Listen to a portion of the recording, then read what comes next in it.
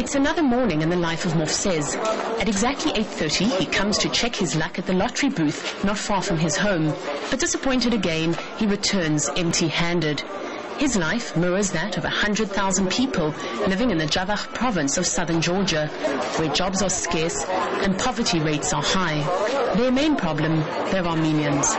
Most of Armenians living there is not speaking Georgian.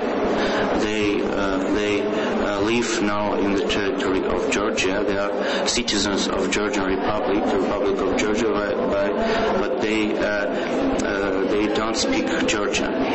This is the first obstacle for integration in Georgian society.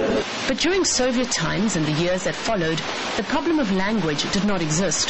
Movsez and his friends worked at the Russian military base on the outskirts of their town. The money they earned there fed their families. But when the Russians left a few years ago, their salaries went with them, and the region became one of the poorest in Georgia. The economic problems of the Armenians in Georgia are not the first priority of President Saakashvili, not even the second.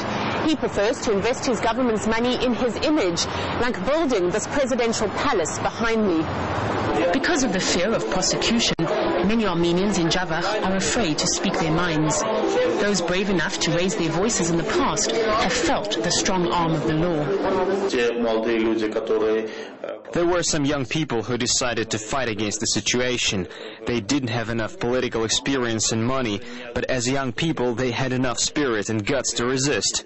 And because they were so young and inexperienced, their activities finished how they finished. Most of them have been arrested, and this is why the political structure of this movement has been completely destroyed. Jailing people is only adding to local feelings of resentment and concerns for the future.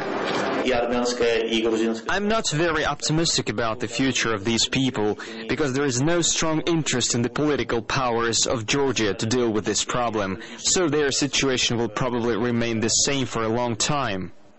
But for the Armenians in Javakh, time is running out.